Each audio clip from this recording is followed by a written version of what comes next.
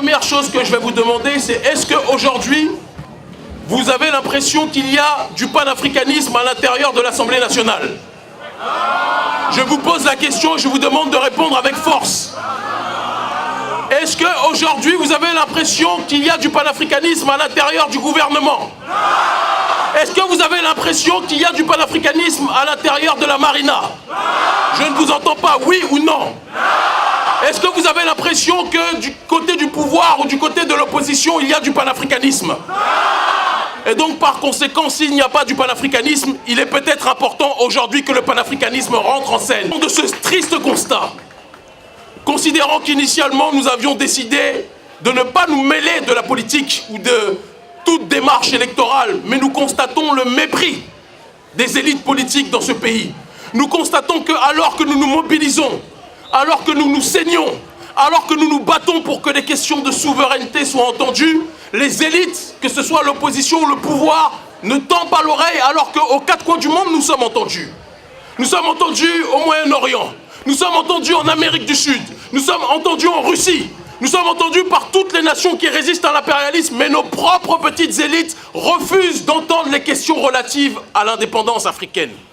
Alors je vais vous annoncer quelque chose d'important. À partir d'aujourd'hui, parce que vous êtes des leaders et non pas des suiveurs, en cette année 2019, l'ONG Urgence Panafricanisme va devenir un parti politique et vous allez être les militants de ce parti-là en tant que tel.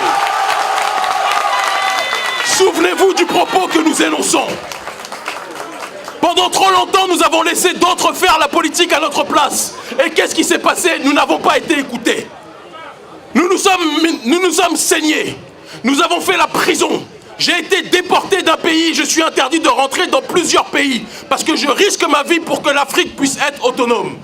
Mais la seule chose que nous avons en retour des autorités, c'est de dire « Nous ne sommes pas contre vous, Kémy Séba, mais nous ne sommes pas avec vous. La question de la souveraineté n'est pas une priorité. » Ah bon? La souveraineté et l'indépendance ne doivent pas être une priorité pour nos populations. Est-ce que vous êtes d'accord avec ça, oui ou non? La souveraineté doit être une priorité pour nos pays. Et donc, par conséquent, parce qu'on n'est jamais mieux servi que par soi-même, je demande à chacun d'entre vous, étudiants, étudiantes, chômeurs, journalistes, avocats, banquiers, juristes, de répondre favorablement à l'appel que nous lançons aujourd'hui et qui sera matérialisé dans les semaines à venir pour la structuration du parti politique panafricaniste béninois. Nous avons besoin de chacun d'entre vous.